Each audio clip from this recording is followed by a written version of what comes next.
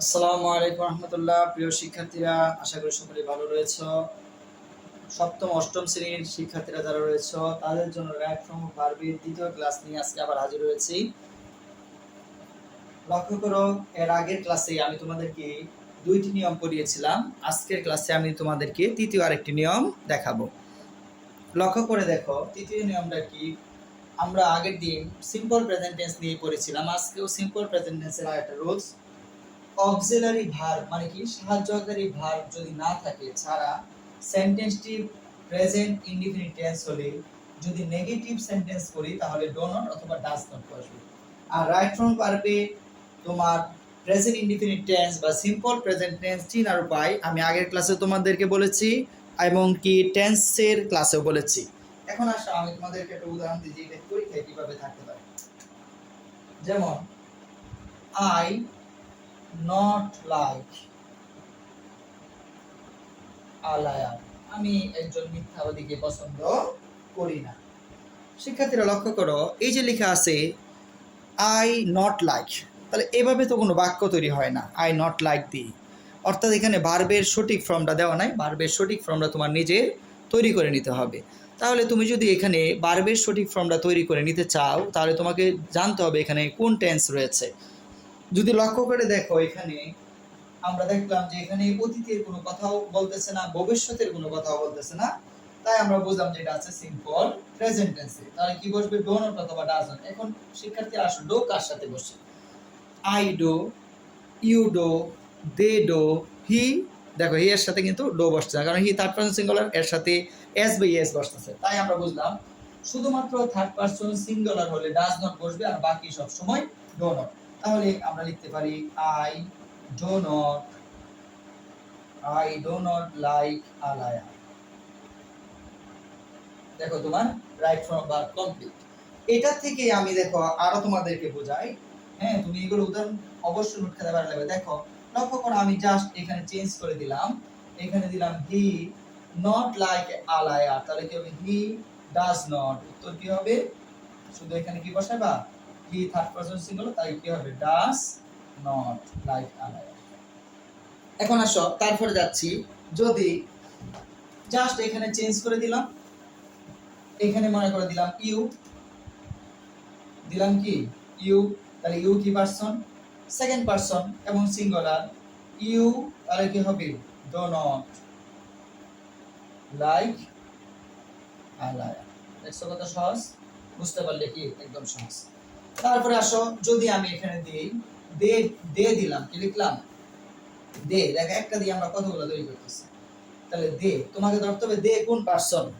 তাহলে দে হচ্ছে third person এবং সেটা প্লুরাল, সিঙ্গুলার না। দে মানে তারা। তাহলে এখানে আমরা কি বসাবো? They do not. কি হবে? They do not. এই একটি উদাহরণ দিয়ে দেখো তুমি এই 4-5টা বিষয় করে ফেলেছো। ঠিক আছে, এখন তোমার ইচ্ছা। যেমন এখানে তুমি লাইক না দিয়ে এখন অন্য একটা বাক্য দিচ্ছ। যেমন আমি আরো একটা বাক্য দিয়ে তোমার দেখাই। যেমন লিখলাম রানা নট ইট রাইস। তখন কি হবে? তাহলে রানা থার্ড পারসন সিঙ্গুলার, তাহলে এর সাথে হবে কি? Does not. কি হবে? Does not eat rice. দেখছো একদম সহজ। শুধু এই যে তুমি এটা শিখছো তাহলে শেষ। এটা হচ্ছে আমাদের 3 নাম্বার নিয়ম এবং অনেক সহজ নিয়ম। এটা ছোট ক্লাসের জন্য, ক্লাস 7 এর জন্য এই নিয়ম। 8 এর জন্য নিয়মটা। তাহলে আমাদের দেখো 3 নাম্বার নিয়ম শেষ। এখন আমরা খুবই গুরুত্বপূর্ণ নিয়মে চলে আসবো। দেখো এবং আমরা সিম্পল প্রেজেন্ট টেন্স করেছি, তার মানে তোমরা বলো সিম্পল প্রেজেন্ট টেন্সের পরে কোন টেন্স আসে? Present continuous tense. তাহলে এখন আমরা যে নিয়মটা করব, এই নিয়মটা করব প্রেজেন্ট কন্টিনিউয়াস টেন্স চিনার উপায়, বাক্য দেখে চিনার উপায়, এবং এটা কিভাবে তুমি রাইট ফ্রম ভার্বটা সঠিকভাবে করবে। এই জন্য তোমাকে কতগুলো ওয়ার্ড মুখস্থ করতে হবে। ওয়ার্ডগুলো কি? কোন সেন্টেন্সে যদি কোনো সেন্টেন্স মানে বাক্যে যদি নাও থাকে, কি থাকে? খুবই গুরুত্বপূর্ণ, তোমাদের পরীক্ষা আসার মতো একদম। নাও at this moment, now at this moment, যদি বাক্যের মধ্যে নাও থাকে অথবা at this moment থাকে অথবা at present থাকে অথবা কারেন্টলি, কারেন্টলি মানে কি সম্প্রতি, কারেন্টলি ইত্যাদি থাকে তবে বাক্যটা হবে প্রেজেন্ট কন্টিনিউয়াস টেন্স। তবে বাক্যটি হবে প্রেজেন্ট কন্টিনিউয়াস টেন্স।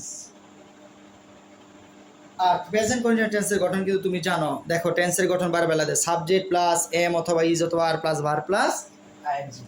যেমন আমি কিছু উদাহরণ দিচ্ছি, অর্থাৎ তুমি যদি দেখো বাক্যের মধ্যে নাও আছে, এট দিস মোমেন্ট আছে, এট প্রেজেন্ট আছে, কারেন্টলি আছে, তাহলে বাক্যটা প্রেজেন্ট কন্টিনিউয়াস টেন্স। এবং তোমার এই 7 এর যে বইটা আছে, এই 7 এর বইয়ের মধ্যে এই বিষয়ে অসংখ্য উদাহরণ দেওয়া আছে, তাই তোমার পরীক্ষার জন্য, বার্ষিক পরীক্ষার জন্য খুবই গুরুত্বপূর্ণ হচ্ছে তোমার এই নিয়মটা। যেমন আমরা লিখলাম you read now, you read now. ভালোভাবে লক্ষ্য করো এখানে কি আছে, তোমার নাও আছে, তাহলে এটা কি প্রেজেন্ট কন্টিনিউয়াস টেন্স বা প্রেজেন্ট প্রগ্রেসিভ টেন্সও বলা হয়। তাহলে গঠন কি সাবজেক্ট প্লাস এম অথবা ইজ অথবা আর, তাহলে ইউ এর সাথে কি বসে, আর বসে, ইউ আর। তার ভার্বের সাথে কি ING, you are reading now. দেখছো কি রকম, ইউ আর রিডিং নাও। তাহলে যদি এখানে থাকে তোমার at present, he read at this moment, at this moment, তাহলে সেম আগের কথা, you read at this moment, তাহলে কি হবে, you are reading at this moment। তারপরে দেখো আমি আরো একটা বাক্য লিখতেছি, আরেকটা বাক্য লিখলাম currently he stay home, currently he stay home। তাহলে তোমার এই বাক্যটার জন্য তুমি কি লিখবা, কারেন্টলি আছে, তাহলে কারেন্টলি দ্বারা আমরা বুঝতে পারলাম সেটা হচ্ছে তোমার কি টেন্স, প্রেজেন্ট কন্টিনিউয়াস টেন্স। কি হবে, হি এর সাথে ইজ হবে, ভার্বের সাথে আইএনজি, ভার্বের সাথে আইএনজি, তারপরে object. Currently he is staying at home,